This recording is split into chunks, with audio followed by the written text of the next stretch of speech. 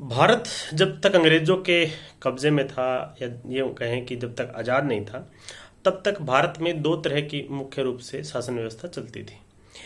एक वो शासन व्यवस्था जिस पर अंग्रेजों का डायरेक्ट जो है कंट्रोल था, डायरेक्ट राज था। और दूसरी वो व्यवस्था जहाँ पर राज तो लोकल राजा करते थे, लेकिन वहाँ पर एक रेजिडेंट जो कि अंग्रेजों की तरफ से एक अधिकारी होता था, वो उनके यहाँ रहता था और डायरेक्ट राज राजा करते थे। वहाँ से जो टैक्स वगैरह इकट्ठा करके अपना हिस्सा ले करके वो अंग्रेजों को बाकी दे देते थे। तो इस तरह से दो तरह के राज थे, एक डायरेक्ट ब्रिटिश कंट्रोल और दूसरा जो है रियासतों का राज। जब भारत आज़ाद हुआ तो उस समय इंडिया इंडिपेंडेंस एक्ट में ये प्रोविज़न दिया गया कि जब भारत और पाकिस्तान बन रहा है तो जो रियासतें हैं, जहाँ पर राजा महाराजा नवाब जो भी उनकी डेजिग्नेशन थी, वो जो है वो किसी एक डोमिनियन के साथ, या भारत के डोमिनियन के साथ या पाकिस्तान डोमिनियन के साथ मिलेंगे। लेकिन उनके साथ कंडीशन इस तरह से रखी गई कि वो ज्योग्राफिकल कॉन्टिग्यूटी के हिसाब से, यानी कि जो जिसके नज़दीक अगर बाउंड्री मिलती हो या उसके साथ लगती हुई जो उस समय का पाकिस्तान बन रहा था या भारत बन रहा था, तो वो उसके साथ मिल सकते हैं। उसके लिए राजा, क्योंकि उनका अपना राजकाज अपने ढंग से होता था और उनको इंटरनेशनल स्टेटस इस तरह से नहीं था कि वो इंडिपेंडेंट थे, तो इसलिए उन्हें फिर से यही कहा गया, जिस तरह से अंग्रेज़ों के साथ उनके संबंध थे, कि जो उनके जो डिफेंस का इशू है, उनका कम्युनिकेशन का इशू है, और इंटरनेशनल जो डिप्लोमेसी या एक्सटर्नल अफेयर कहिए, ये जो इश्यूज होंगे वो भारत सरकार देखेगी या पाकिस्तान सरकार देखेगी, और बाकी जो है इंटरनल एडमिनिस्ट्रेशन वो जो राजा होंगे वो खुद करेंगे। तो इस तरह के अनुबंधों के साथ जो है इंस्ट्रूमेंट ऑफ एक्सेशन राजाओं ने साइन किया। 600 के तकरीबन रियासतें थी, उसमें 10-12 को छोड़ दिया जाए तो बाकी सब जो है भारत के साथ मिली।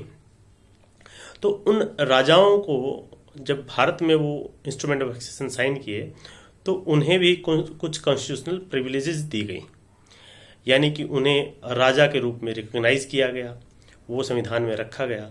उनको प्राइवेट पर्स की भी व्यवस्था की गई, चूँकि उनको पहले भी जो रेवेन्यू कलेक्ट करते थे वो अपने राज्य में, तो उनको पैसा मिलता था। उसी हिसाब से उनका जितनी छोटी और बड़ी रियासतें थी उनके हिसाब से एक फार्मूले के हिसाब से और नेगोशिएशन के हिसाब से वो प्राइवेट पर्स उनके बांधे गए, जो एनुअल उनको जो भारत सरकार की तरफ से या जो सरकारें थी उनकी तरफ से वो खर्च मिलता था। फिर उनकी कुछ प्रॉपर्टी थी, कुछ पर्सनल प्रॉपर्टी थी, राज्य की प्रॉपर्टी थी। राज्य की प्रॉपर्टी तो उन राज्यों में चली गई, और जो उनकी पर्सनल प्रॉपर्टी मानी गई उसमें भी फिर टैक्स वगैरह नहीं लगता था। तो यानी कि उनको प्राइवेट पर्स मिलता था, फिर उनको कुछ प्रिविलेजेस मिलती थी, उनका रिकग्निशन था। तो ये समय के साथ चीज़ें चलती रहीं और भारत में दो तरह के जो है नागरिक बने जब कॉन्स्टिट्यूशन बना। तो एक तो भारत का आम नागरिक और एक वो लोग जो रिकॉग्नाइज्ड रूलर्स थे। 1967 के आसपास जब पहली बार इंदिरा गांधी की सरकार बनी तो उन्होंने कुछ ऐसे डिसीजन लिए थे जो उस समय के हिसाब से बिल्कुल मतलब बड़े बोल्ड डिसीजन थे। उसमें से एक डिसीजन ये भी था कि उसने एक कोशिश की, प्रधानमंत्री इंदिरा गांधी ने एक कोशिश की कि कॉन्स्टिट्यूशनल अमेंडमेंट के द्वारा जो है जो प्राइवेट पर्स है और रूलर्स की रिकग्निशन है वो ख़त्म हो जाए। तो उन्होंने पार्लियामेंट में, पहले लोकसभा में उन्होंने अपना अमेंडमेंट रखा, कॉन्स्टिट्यूशनल अमेंडमेंट, और उसमें 2/3 मेजोरिटी से वो पास हो गया। जब वो राज्यसभा में रखा गया तो वो 2/3 मेजोरिटी से एक वोट कम रह गया, तो उसके चलते उनका जो अमेंडमेंट है वो गिर गया, कॉन्स्टिट्यूशनल अमेंडमेंट हुआ नहीं। लेकिन प्रधानमंत्री इंदिरा गांधी का इस मामले में जो डिसीजन जो लेती थी वो करने की कोशिश करती थी, वो हर हद तक जाने की कोशिश करती थी। और उसी में उसने क्या किया कि अगला काम ये किया कि जब अगर उससे पार्लियामेंट से जब पास नहीं हुआ कॉन्स्टिट्यूशनल अमेंडमेंट, तो एक प्रेसिडेंशियल ऑर्डर निकाला, और उस प्रेसिडेंशियल ऑर्डर के द्वारा देश में जो राजा थे उनकी रिकग्निशन को ख़त्म कर दिया और उनके प्राइवेट पर्स को बंद कर दिया। एक एग्जीक्यूटिव ऑर्डर निकाल करके ऐसा किया गया। जब ऐसा हुआ तो जो राजा थे उस समय तकरीबन 6-7 अलग अलग यूनियन जो बड़े राजा थे वो सीधे सीधे सुप्रीम कोर्ट पहुंचे। उनका मत ये था कि जो उनका पक्ष जो था राजाओं का, कि ये जो प्रोविज़न है ये कॉन्स्टिट्यूशनल प्रोविज़न है और ये एग्जीक्यूटिव ऑर्डर से, प्रेसिडेंशियल ऑर्डर से ये ख़त्म नहीं किया जा सकता। ये केवल और केवल कॉन्स्टिट्यूशनल जो है अमेंडमेंट के द्वारा किया जा सकता है। और इसमें चूंकि इसमें कॉन्स्टिट्यूशनल अमेंडमेंट नहीं हुआ था और राष्ट्रपति के एक एग्जीक्यूटिव ऑर्डर के द्वारा खत्म किया गया था, इसलिए ये गलत है।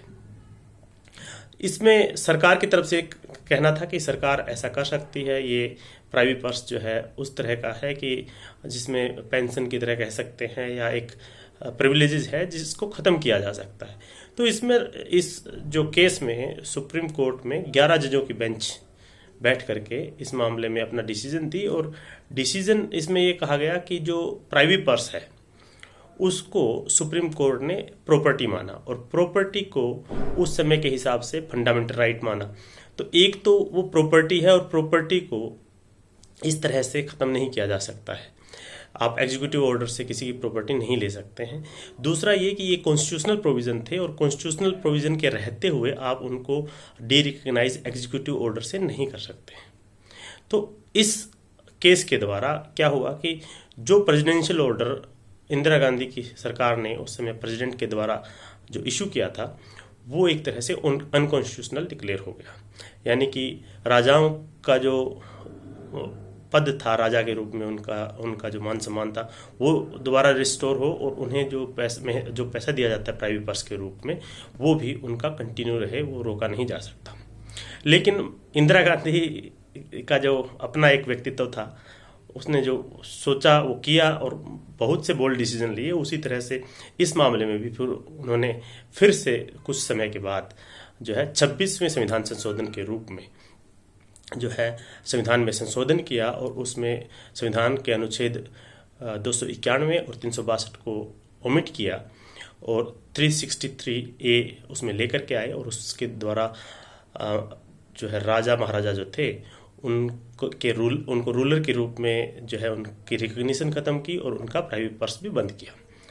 उसके बाद फिर से चैलेंज हुआ और वो चैलेंज हुआ गणपत राव के रूप में और वो ऑलमोस्ट 1994 में जाकर के उस मामले में सुप्रीम कोर्ट की कॉन्स्टिट्यूशनल बेंच ने डिसीजन दिया और उस समय सुप्रीम कोर्ट ने कहा कि अब समय बदल गया है और देश में दो तरह के नागरिक नहीं हो सकते, पूरे देश में एक ही तरह के नागरिक होंगे और वो जो पुरानी व्यवस्था है अब वो रिवाइव नहीं की जा सकती है। तो ये था आज का कोर्ट का किस्सा। नमस्कार, धन्यवाद।